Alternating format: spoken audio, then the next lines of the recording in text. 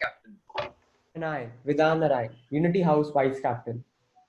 Welcome you all to the digital platform of BHIS Council Chronicles. BHIS has always been innovative with respects to its extracurricular activities. BHIS Chronicles, time and again, has been making lovely endeavors to open the arena of widespread knowledge to the vast spectrum of speakers from different fields. BHIS Student Council takes the initiative with an enterprising and informative session with Ms. Geetha Swamy. Miss Geetha, Miss Geetha began her career as a physics lecturer in the university and has subsequently had a long and distinguished career in the field of international education for over 4 decades. After working in over 10 international schools in various countries, she settled down in Bangalore to work in some of the best international institutions in the city. In the last 20 years, she has been focused on giving university guidance to high school students seeking an education outside India and presently heads Minerva International Education Services, a career guidance center. She was awarded the International Counselor of the Year scholarship in 2010 to attend the IACAC conference in Madrid and the NACAC annual conference in Maryland, USA. We would like to welcome our guest speaker for the day, Ms. Geetha Swamy, who will throw light on the globalization of education today. Not wasting much time, let's ask our guest speaker to talk magniloquently on this topic, which will lead us to give approbation for her magnificent work. Thank you both very much for the very wonderful and warm welcome. I'm really excited to be with all of you today. I can see some very young faces. I'm really excited that as young as you are, you think you are looking forward to your future. So I'm happy to be here. I'm honored to be amongst all of you today, and I hope you'll enjoy the session. I'm really surprised that on a Sunday afternoon, you've given up your Sunday to listen to me talk. I will try to make this as interesting as possible. Okay, and I hope you'll enjoy the session. My young friends at Billabong International High School have already introduced me and told you a little bit about my background, but I just want to tell you a little story about why I wrote the book, A Guide to UK Universities for the International Students. One afternoon, I was working as the head of counseling in a very prestigious international school in Bangalore. I was sitting in my office. I was bored, like some of us often are, because I didn't feel like looking at the pile of files that were waiting on one side, and the other side I could see a computer with emails kept on coming in. And I said, my God, life is so boring. I need to do something different with my life. And then I look up and I see two young people, both of them from grade 11, standing outside my office and shuffling their feet and hoping that I'd ask them to come in. So I said, come along in, boys. I'm happy to see you. Come in. And so they walked into my office and sat down. And then they said, ma'am, we need your help. So I said, how can I help you? And they said, we need your help because we don't know how to start a research and looking for universities. They said, we know that we want to study in the UK. I know I want to study computer science, and my friend here, he knows he wants to study history. But we've looked in the internet and there's so much information, ma'am, and we just don't know how to shortlist just 5 universities. I could understand their plight. I put out my hand to take out a book so that I could help them with looking through some universities. And I thought, there's no book. There is no book on UK universities. In my shelf, filled with books, there were books for US, there were books for Canada, there were filled with books for Australia. There was nothing for UK. At that moment, friends, I decided, okay, here it is. I'm going to give up my job. I'm going to go off on this journey. 2 months of traveling around 31 universities in the UK. I can tell you it was no joke. It was hard work. It's not easy lugging around your bags and walking around from city to town, jumping off trains, walking up the escalators with huge bags. But I did it, gentlemen and ladies. And I can tell you it was the most rewarding experience. And out of that experience was born the book, which I know and I believe and I'm very sure that if anybody who's in grade 11, 10, 9, 11, and 12, planning to go to the UK, wants to start their research, that book is a great starting point. I can tell you that that book doesn't give you all the information that you want, because there's so much information on the website, on the internet, and I cannot give you all that information. But it will give you a starting point. At least you'll know, okay, here is where I have to start. I have seen a picture. I know how to start applying to the UK, and then you start. So it's actually an amazing book, I think. I'm sorry, I'm not boasting about myself, but I think it's a book that was very, very much needed. And I feel that if you are thinking about studying in the UK, you should get that book. I am not in this business for making money. I really want to help students. And I think students need the kind of guidance that they can get from people who are experienced like me. So I want to share that with you. So at the end of this, slideshow, I will share my information about how to get the book with you. So if any of you is interested, please feel free to contact me and get the book. Okay. Okay, the way I'm going to go about this today's session is I'm going to break it up into two parts, because we're going to be talking about the world. And also all of you know the world is a large place. Okay, so I'm going to break it up into the West and the East. So my young friends, Neo and Vedant, are going to be my moderators, so that if you have any questions at the end of the first half session, where I will be talking about universities in the West, we'll stop. We'll have the question and answer session, and then we'll continue to the second half. We will look at universities in the East, and then we'll have another question and answer session. And if at the end of it you have any other further sessions, I will give you my email address. Feel free to contact me. Okay, is that fine? Okay. Okay, now I'm going to share screen with you. So I'm going to start the PowerPoint that I have prepared for today's session.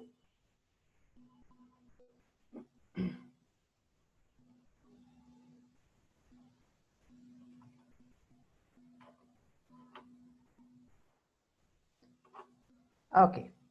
It says the world is my oyster. I don't know how many of you know what that means. It means for a pearl, the world is inside the shell. It means the whole world, it can look around and can see the whole world, which is the world that you young people today are living in.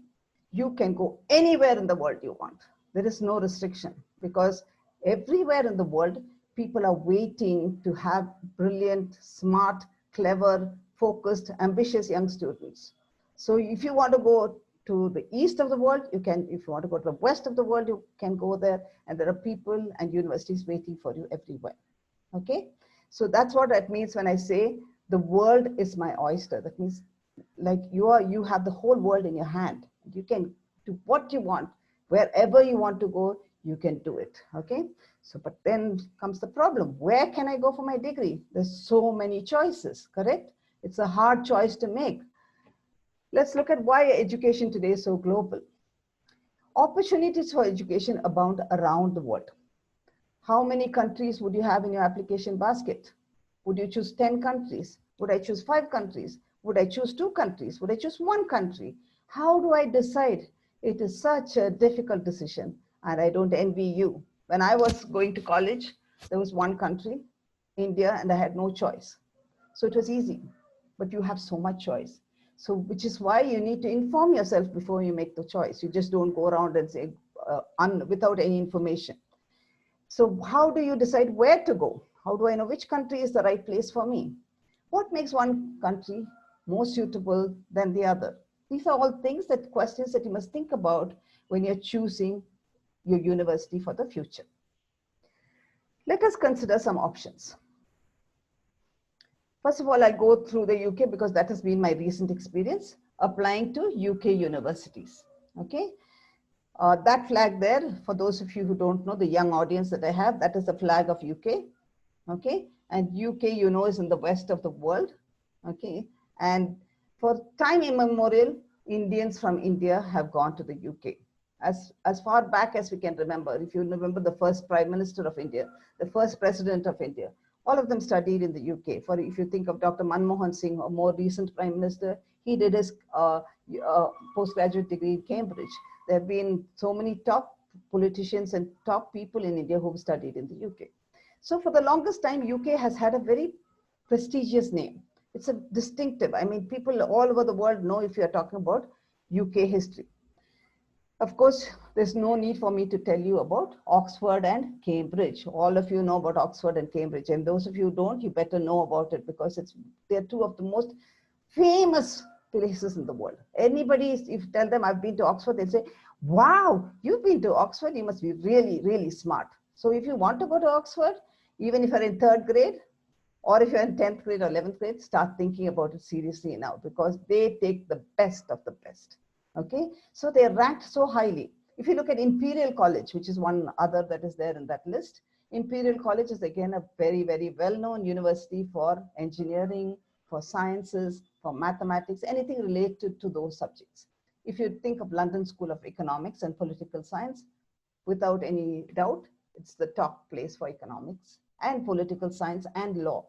Okay, so these universities are so world famous that if you just go to these universities and come out, people know this cannot be some ordinary student who's come out from this university. This is somebody special, somebody who really knows what they're doing. Okay, UK also has the best of both worlds. If you think about the style of teaching in UK, they teach in a more progressive or modern way, as well as they keep the traditions of their past. That means the culture is still there, the depth of education is still there, the style of teaching is a combination of modern and ancient. So it's a perfect combination. In that sense, the UK is a very great destination. Other reasons why UK is so popular is that the UK has 3-year degrees as opposed to 4-year degrees in many other countries. And I'm talking about many other countries. I'm talking about countries like the US or Australia or Canada or some of the better known countries that you would probably consider. They all have 4-year degrees. But the UK, like India, has 3-year degrees. Okay, so how is that good? Well, you finish your education faster.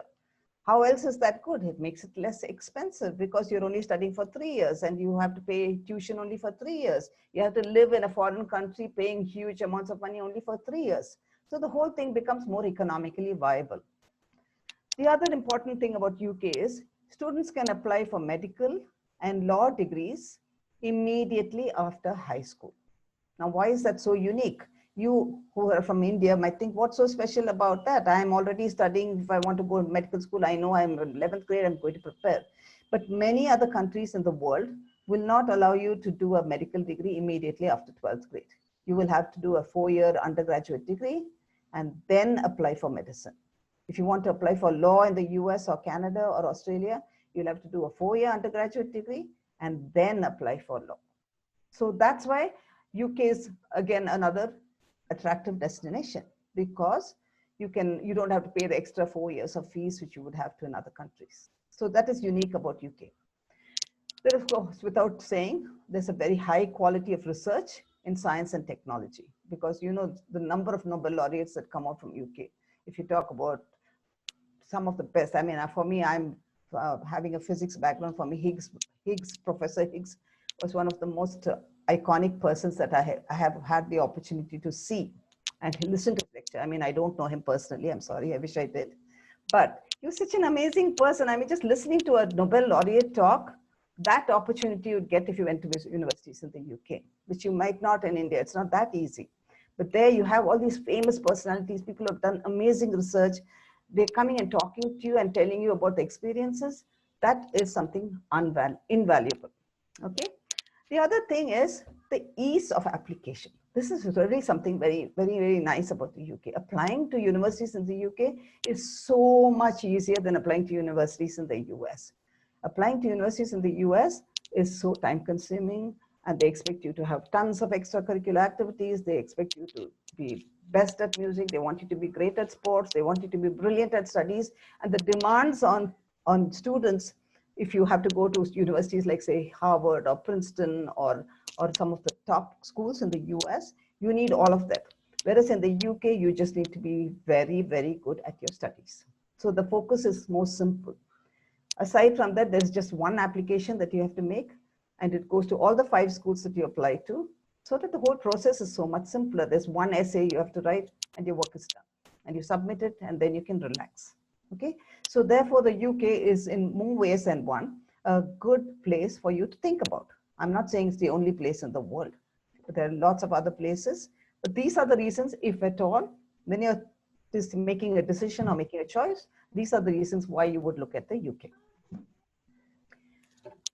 I'm going to skip the US As you'll notice, I've skipped one whole part of the North America and gone off to Canada, because US, everybody is applying to US.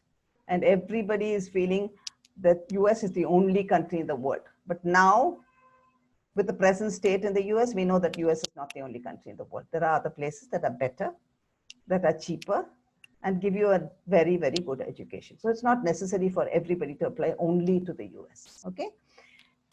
And having said that, Canada is a very, very good option, okay?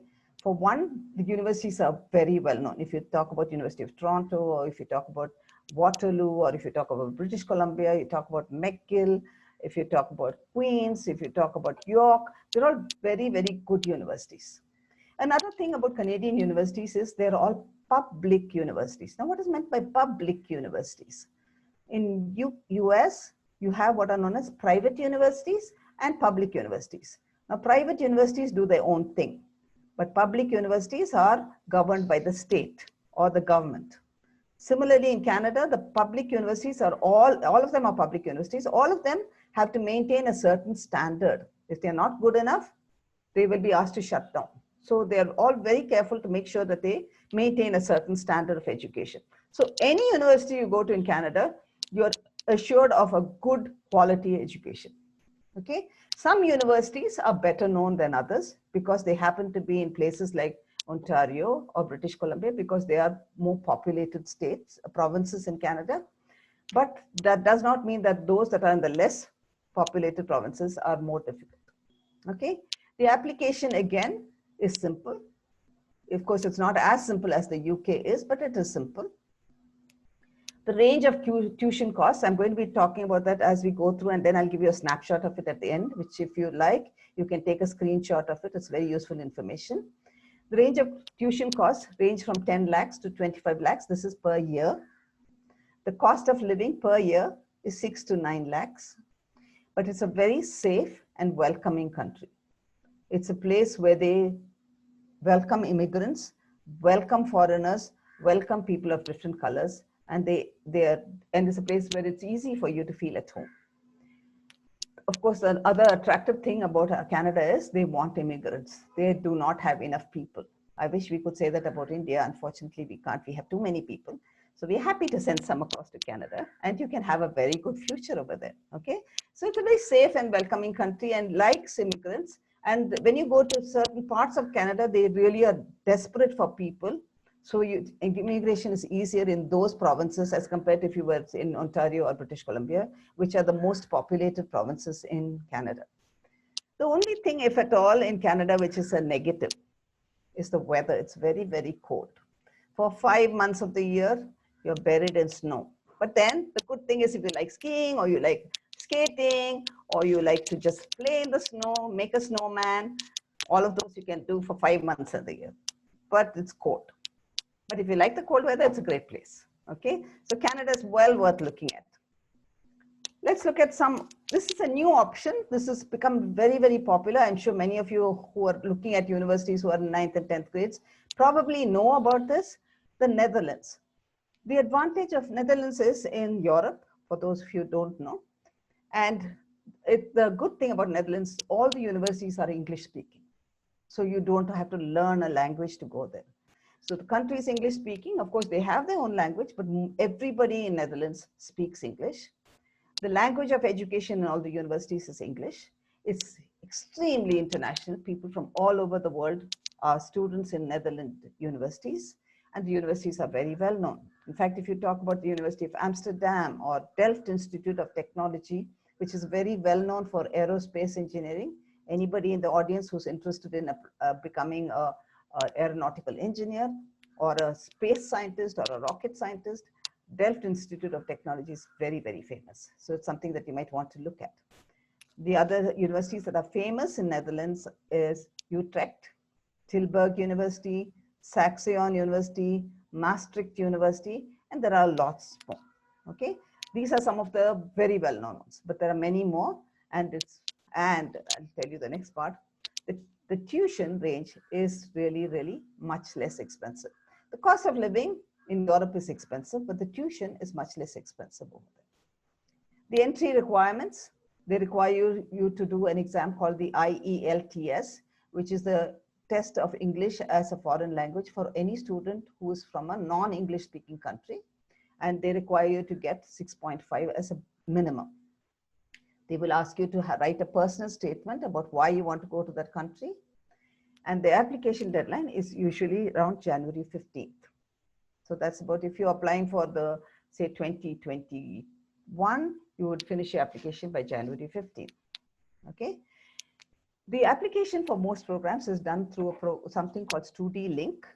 Okay. StudyLink is the government organization which kind of filters the applications. So you have to apply through that for some of the top programs, not all the programs. For some of the top programs, you have to apply through StudyLink. There's something called numerous fixes courses.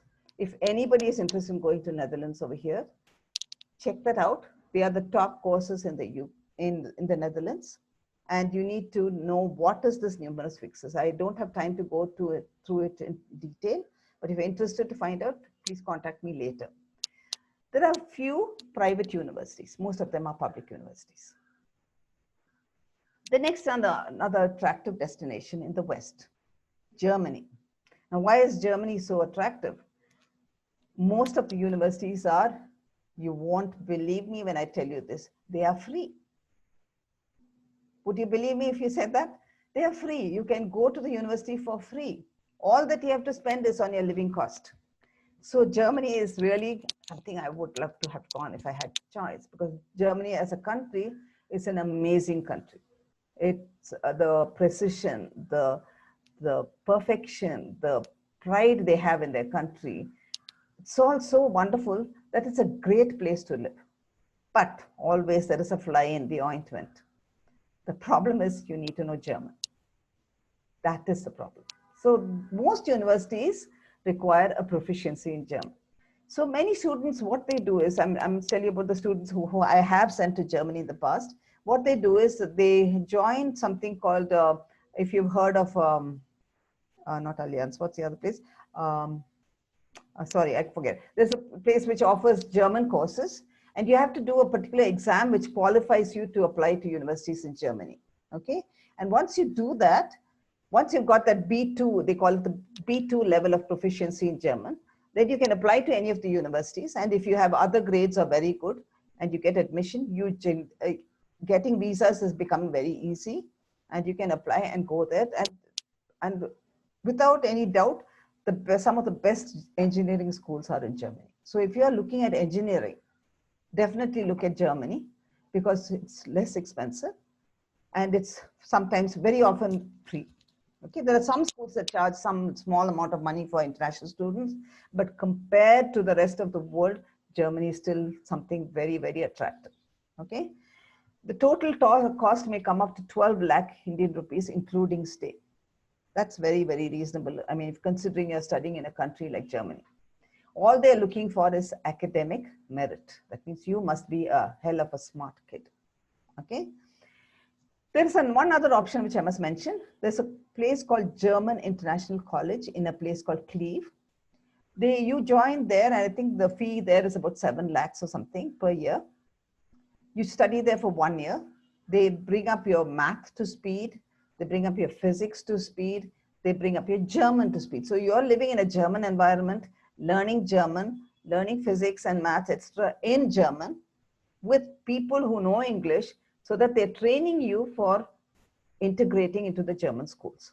So it's a very good option. That means it's just 1 year where you're paying 7 lakhs. And after that, they make sure that you get into universities in the German universities. Okay, so all over Germany, you can apply to the top universities once you've completed this course, and they give you that B2 certificate that you need to apply to German schools.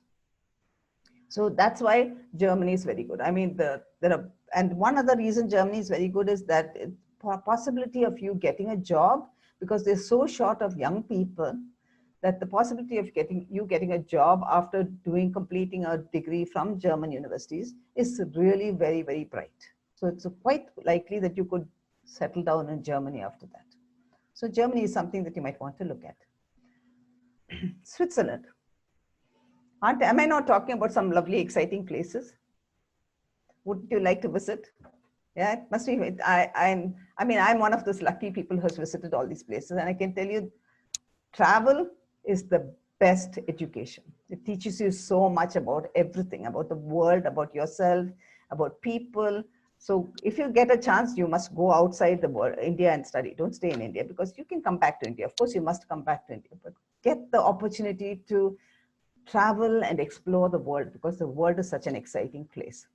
Okay, Switzerland, without saying, of course, everybody goes there for holidays, but besides that, some of the best hospitality management schools are in Switzerland. That means if you want to do hotel management, if you want to do event management, if you want to do sports management, any of those, some of the best schools are in Switzerland. I'm not saying Switzerland is cheap, it is expensive, but then you did why during your time at university, you get what are called as internship options, which means you can work. They give you, make sure that you get an opportunity to work, and sometimes you earn enough money that you can maybe pay some part of your tuition back, not all of it, some part of it back. So it's worth it for you to go to Switzerland. It's not cheap, but then you come out with some of the best, and they're very well recognized, because you are coming out from Switzerland. You can get jobs anywhere in the world because you've got a degree from a hospitality school in Switzerland. So Switzerland is something that you might want to look at, because, and aside from that, it's a beautiful country. It's absolutely safe. It's clean. Most of the places, all the courses are in English, so that's not a problem. You don't have to learn a language as you do when you go to Germany. And so therefore, Switzerland is something that you might want to consider. This is something new. It's suddenly come up in the radar of universities for international students. The Baltic states, Latvia, Estonia, Lithuania. They all offer programs in English at a very reasonable cost. It's so reasonable that you'll say, wow, it's even cheaper than India. So you might want to look at it, okay? They teach, some of their popular courses are graphic design, computer science, international business, entrepreneurship, and these are popular courses, and many of these are offered in English. The tuition fee, look at the tuition fee, it might range from 1.7 to 2.5 lakhs per annum. Come on, guys, it cannot get less expensive than that. Yeah, so it's really something worth looking at. The cost of living is 4 lakhs per year. Courses may be 3 or 4 years in duration. Riga, Tallinn, and Vilnius, they are the capitals where these universities are situated. Medical and dentistry courses at Lithuania at an incredibly low cost of 12,000 euros per annum. I'm talking about roughly 12 lakhs per year, which you cannot imagine anywhere else. And for this too, if you're interested, please feel free to contact me. The interesting thing about these places, I mean, like I said, I'm one of the lucky people. I lived in Latvia for 3 years. It is one of the most beautiful countries in Europe. It is in Eastern Europe. It used to be part of Russia at one time, the USSR. And so there are a lot of Russians living there. So some part of it, they speak Russian, and some part of it, they speak Latvian. But it is completely unspoiled. It's not like France or Germany, where tourists have been there for much earlier, right? This place is still unspoiled. It's very pristine. It's very beautiful, very safe, and people are very, very nice. So what more can you ask for? It's inexpensive, safe.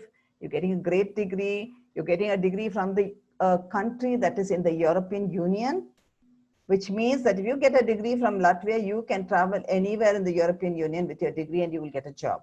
So that's another thing, right? It's not as if you have to stay in Latvia. But then because Latvia and Estonia and even Lithuania are such beautiful countries, you might just want to stay back. They are really very, very beautiful countries. Other European countries, France, most of the courses are in French. A few private schools offer fashion, business, and hotel management. Worth looking at if you're interested in those kind of courses. Spain, there's a university called IE University, which offers business, international law, and a few social sciences. It's in a place called Segovia, which is about an hour from Madrid, another beautiful little town, very, very, where the Romans used to live. So it's a lot filled with a lot of Roman architecture. It's quite amazing. And the university itself is in an old castle. So it's like you feel like the emperor of Spain when you go there to university, because it's so cool. It's all ruins, and then they've put glass plates so you can look through the glass and you see ruins of some Roman ruins, and still your classrooms are just on the other side. It's just incredible.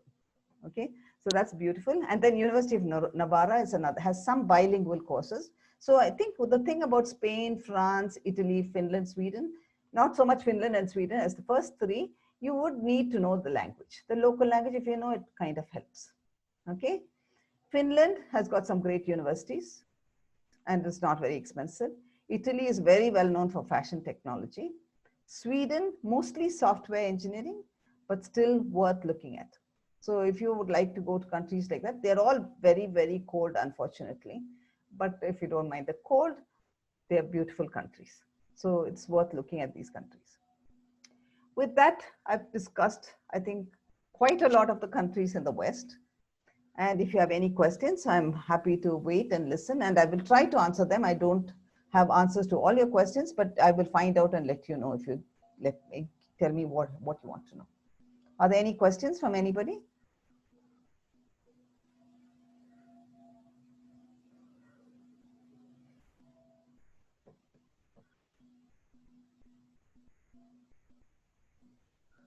Anyone who has questions, please feel free to ask. Yes, the best way to learn is by asking questions.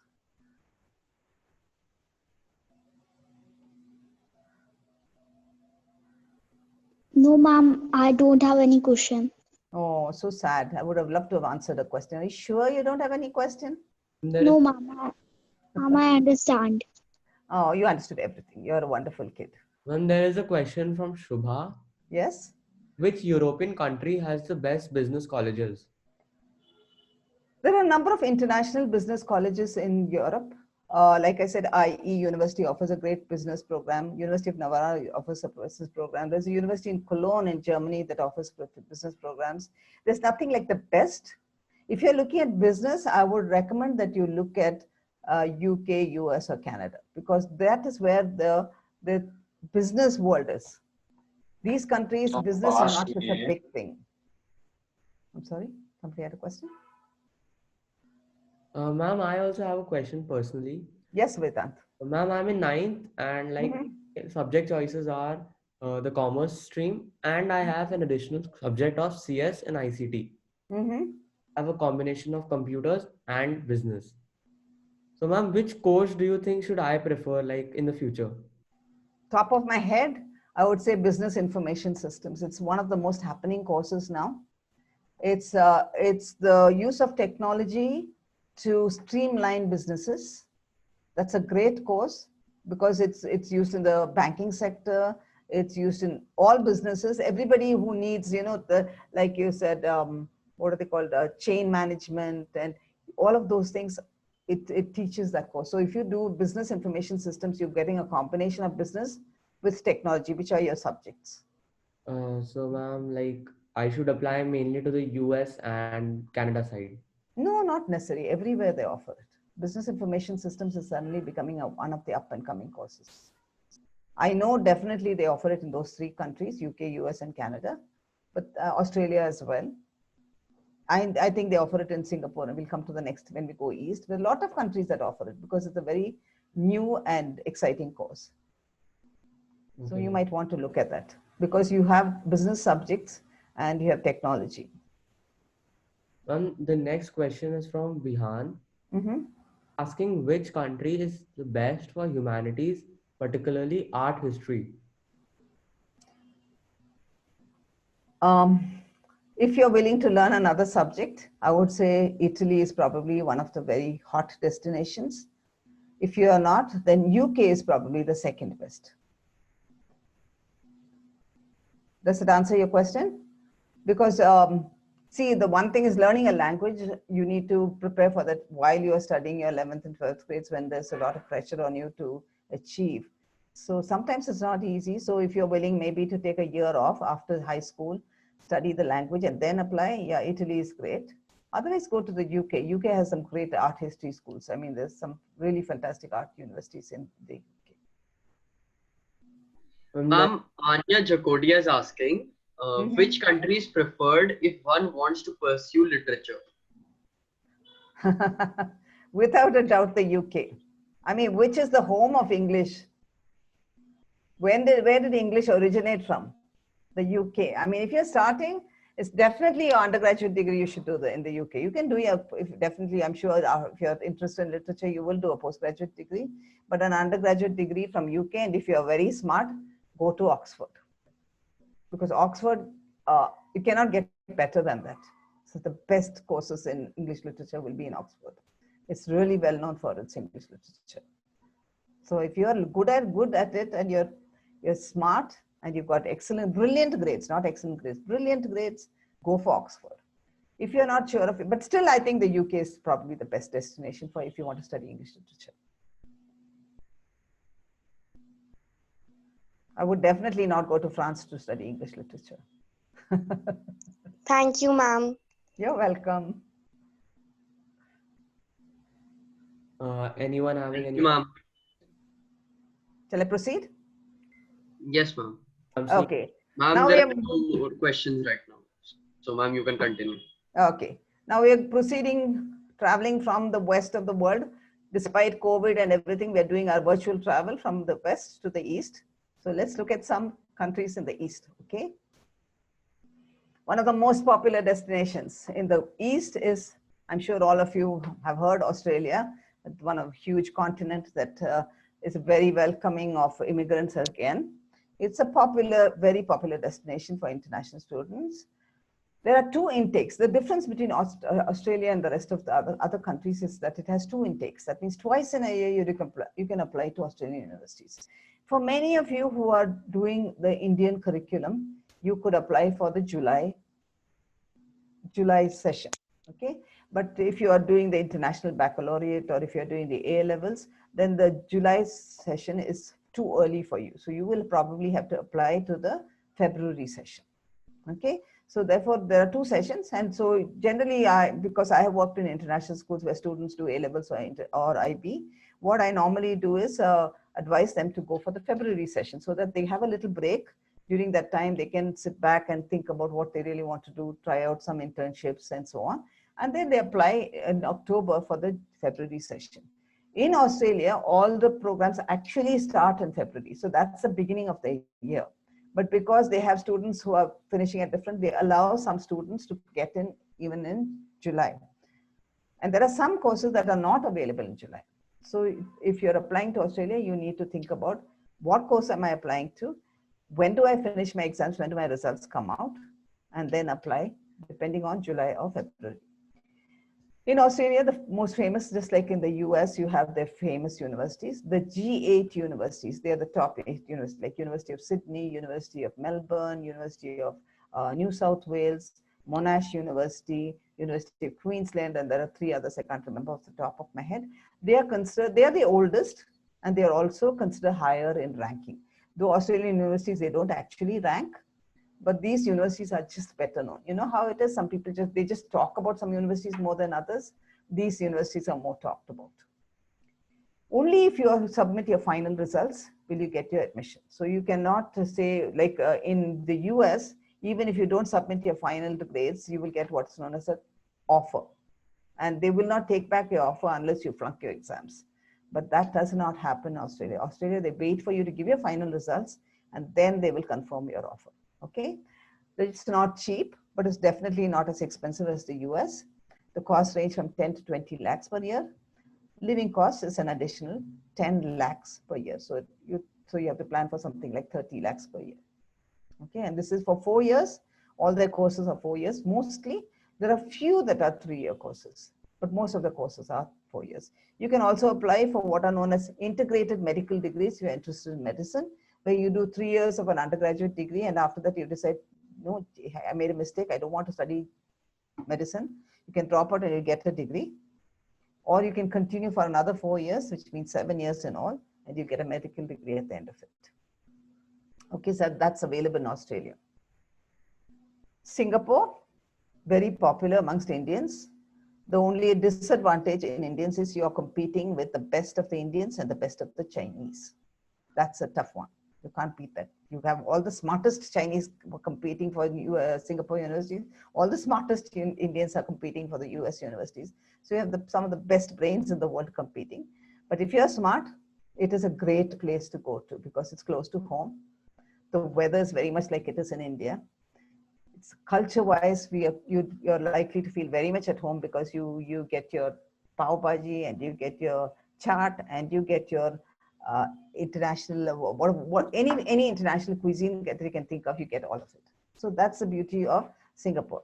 There are some very, very well-known universities in Singapore. I've marked them out. NUS, National University of Singapore; NTU, Nanyang Technological University; SMU, Singapore Management University; SUTD, Singapore University of Technology and Design; SIM, Singapore Institute of Management, which is one of the few private schools in Singapore. Most of them, I believe the first four are public.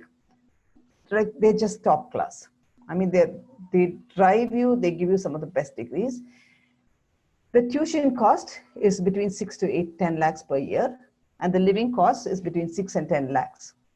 If you are eligible for what is known as the MOE grant, that means the Ministry of Education grant, you're up to 6 to 7 lakhs of your tuition for the international student is taken off, so that you have to pay much, much less. You might have to pay 25% of the tuition.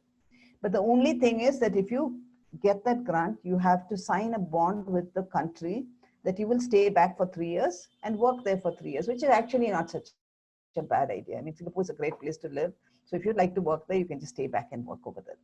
So that's perfect. I mean, Singapore is just one of the very good destinations to go to. It's very, very safe. It's very close to home. I mean, it's just a 4-hour flight, which is really nice.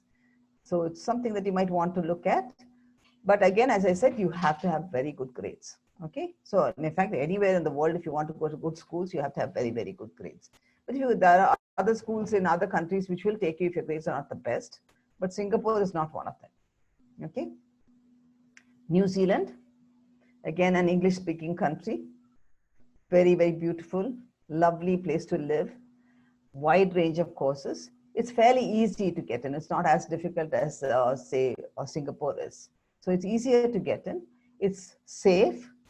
The tuition costs are less than Australia, but not cheap. It's between 10 and 17 lakhs. And the cost of living is around 7.5 lakhs. But the good thing about New Zealand is that the choice, once you go there and you get a good degree from this, there's a great chance that you can just stay back and get a job and get a citizenship as well. And it's a nice place to live. So it may be something you might want to look at. Other countries you might want to consider, which you might never have considered in your life before, are Japan, Russia, Malaysia, Hong Kong, and of course, India, right? Japan has got some great universities offering courses in English. But if you go to Japan, it is very, very difficult for you to go around the country without knowing Japanese. So even if you go there, they ask you to take Japanese classes in the university, but it gets a little difficult because you tend to feel out of place if you don't know the language. So if you're thinking about Japan, it's a good idea for you to learn Japanese before you go there. There's some really, I mean, obviously we know Japan and technology, there is no doubt that it's really great. So they have some very, very good schools. They also have international law. I think they even teach international relations. So the thing, why I'm taking you through all these countries is you need to understand that the world is looking for people from different parts of the world. They want their own students to experience what it is to intermingle with other countries, students from other countries. So the whole world is looking for diversity. Okay, so that is why I told you that education today is becoming global. They want people from different parts of the world. Russia, up till now, nobody even knew Russia. It was the Iron Curtain for the longest time. And all of a sudden, it's opened its doors. Education is ridiculously cheap. It's $800 per year, which you can't even imagine. That is really cheap. They have some great universities, but very few Indian parents are comfortable about sending their kids to Russia, which is sad because it's not unsafe, but I can understand the fear that parents have about sending their kids to Russia. Malaysia, it has a few good UK schools in Malaysia. Nottingham, I think, has one. Birmingham has a campus over there. And they have their own schools, which are also good. And of course, courses are in English. Hong Kong has some great schools. Hong Kong University is really good, University of Hong Kong. Then there's a Hong Kong University of Science and Technology, which is also very good. Then they have the City University of Hong Kong, which is very good. So there are some really good schools over there. Lately, Hong Kong is having a little bit of political unrest. So I think it should sort itself out, but that's also something that you might want to look at. And of course, there's no doubt there are a lot of good schools coming up in India itself. India is coming up with a lot of international education, schools with an international mindset. Schools like Flame University or Ashoka University or Kriya University, they're all, or Symbiosis, they're all opening their doors to Indian students and offering the kinds of courses that so far in India were unknown. Things like liberal arts and liberal studies and international relations, which are opening up. So you might want to look at India also. With that, young students, ladies, gentlemen, I end my talk. I just want to share one more slide with you. This one, which I told you, I'd like you to take a snapshot if you're interested, because if you're going to research universities, it's a great slide to have. At least you have some idea of what it costs in different countries. So I'm going to keep that slide for a few seconds so that you can take a shot of it. Keep it and look at it when you're looking at universities. Of course, it will change if by the time you all actually start looking at universities, but it'll give you a starting point.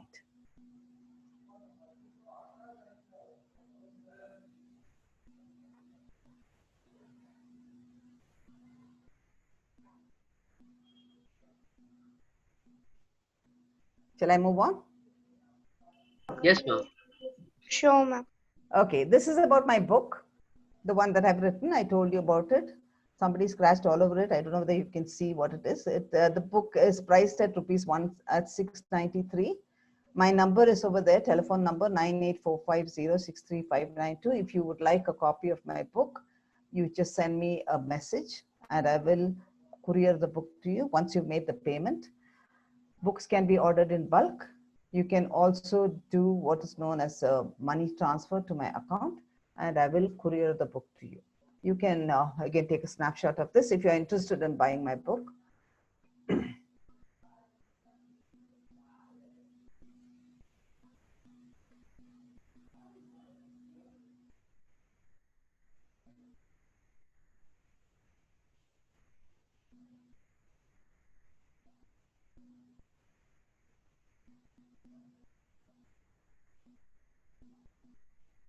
Wow, somebody's enjoying coloring.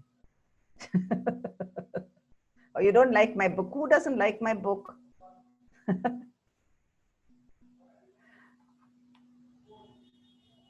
It's a nice book. Don't scratch it. Okay. And more questions. And this is my email address. If you want to contact me, feel free to contact me, send me emails. And if you have any questions now, I'm still open to questions. If there are any questions about universities in the East, please feel free to ask. Yes, ma'am. There is a question from Rayan. Mm-hmm. Which country is preferred if one wants to pursue coding? Coding. Well, at this point, if you're looking at the East or all over the world, can you ask, Rian, can you answer that? Do you want countries in the East or countries in the West or countries anywhere in the world? Because if it is in the all West, over the world. Ma'am, okay, all over the world. if it's in the West, Netherlands is a good place for you to look at if cost is the criterion. Otherwise, you can also look at US, UK, or Canada. All of them offer great coding courses. But if you're looking at cost, Netherlands offers some very good courses in coding. Even Sweden does. Sweden also does. So you can look at Sweden as well. Right? If you're looking at the East, of course, Singapore definitely does. Ma'am, all over the world. All over the world. So I'm telling you, Hong Kong, Singapore, US, UK, Netherlands are some of the best. As is Canada, Waterloo. There's a university in Canada called Waterloo, which is very, very famous for engineering and all engineering related subjects. So that's a university you might want to look at. Ma'am, there is a question from Nandini. Is Latvia, Estonia, Lithuania the cheapest countries in the field of education? Well, Russia is less expensive. Russia is less expensive. But Russia, again, they need you to know the language. They'd like you to know Russian before you come. Whereas Lithuania and these Baltic states do not require you to know the language. They're happy if you know English. Ma'am, Anya wants to know more about your book. Oh, wants to know more about the book. What would you like? Okay, let me tell you about my book. I love to talk about it. Okay, my book is divided into three main sections. The first section tells you about why you should study in the UK and why UK is a very attractive destination to study. The second portion, which is very, very useful, I think, tells you how to apply to universities in the UK. Okay, and in that section, it also focuses on how you apply to medical school, how you apply to Oxford and Cambridge, because those applications are slightly different from other applications because they're very, very, very selective. While all other universities have their deadline for application January 15th, Oxford, Cambridge, medical schools, the deadline for applications October 15th. So if you're applying for September 2021, by October 15th of September 2020, you should have finished your application. And if you're thinking about those courses in those countries, you should start preparing for them much earlier. You must start preparing for them when you're in the 11th grade, the 10th grade, because you have to start thinking that far ahead, because those are such selective and difficult to get into courses. Okay, so there's a section that I have focused on over there. The next more general section, I've written about the 31 universities that I visited, which means I've given a very personal feedback on what each university is. Sometimes you read about it in the website and you don't know what actually life there is like. So I went there and stayed there and understood how would my student feel if they came to this university? Would they fit in? Is this the right place for them? So I picked out those things which I think is interesting for students who come from so far away from India. I have also focused on what are the entry requirements, the tuition fees in those schools, what are the popular courses in that particular university, how do you travel around once you go to that university, what kind of support do they give to students who are coming to that university, what kind of scholarships do they offer, and things like what are their requirements, like what tests do they require if you have to apply to the schools. Okay, so that's the second section. So each of these universities I've voted 2 pages, and in each of those 2 pages I've given this complete snapshot. It's like, all the information I've tried to kind of squash together so that you don't have to search in the net. All of this information will be available in the net. I've not invented or created anything. It's just so difficult to find that information. So it was easy for me to go to the university and say, please give me this information. And they sat down and got it down. And then the other information, which is personal feedback from me, that is, I think, very, very useful. Because as an Indian who's worked in international schools, I understand how Indian parents feel. I understand how Indian students feel when they have to leave their home for the first time and go so far away. It's not the same as, say, a student in the West. They are much more independent much earlier. Our Indian parents look after their children very well and protect them. So it's a big step for students to leave their home and go across thousands of miles to a new country and live on your own. So I wanted to give you that kind of feeling. When you read about it, you feel, I think this is a place I could be happy. Or, oh no, I don't think I can be happy in this place. It's different. Different people have different personalities. So that's what I've tried to focus on in my book. So I think it's a kind of a comprehensive guide. I haven't covered all the universities. There are 200 universities in the UK. I couldn't travel through 200. 30 was tough enough. Thank you, ma'am. You're welcome. Ma'am, what according to you are some of the best business universities in India? In India? Yeah. Frankly, I must tell you that India is not my field of expertise. I am totally an international counselor. So if I give you advice that I'm not very sure of, I may be wrong. So I don't want to tell you something that I'm not very sure of. But because I've only worked in international schools, so all my students always went abroad. But I'm sure that you'll find that information. But India is such a complex and difficult country that even getting into it is scary. So I don't know really. I really don't know. I wouldn't be able to say which is the best in business school in India. I know the IIMs are very, very famous, but they're postgraduate degrees. I don't know what the undergraduate degrees. I'm not sure of. Okay, thank you, ma'am. Sorry, I'm sorry. I wish I could have answered that question, but I don't want to tell you something I'm not sure of. No problem, ma'am. Shall we end the session? Is there any more question? Anything else Yes. you'd like to know? Please feel free to email me if you have any more questions. The email address is there. Yeah. Yeah, thank you, ma'am. That was a very nice session. We indeed enjoyed the session. It was very informative, not just with perspective to one country, but to several countries and all around the world. I mean, the entire Europe, you just gave us an insight and into a brilliant insight into it.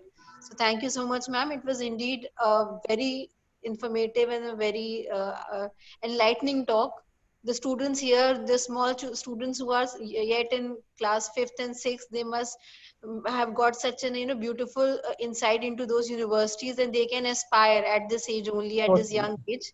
So they will get a beautiful guide light also at this young age, and I think they must have also enjoyed the session. Thank you so much, ma'am.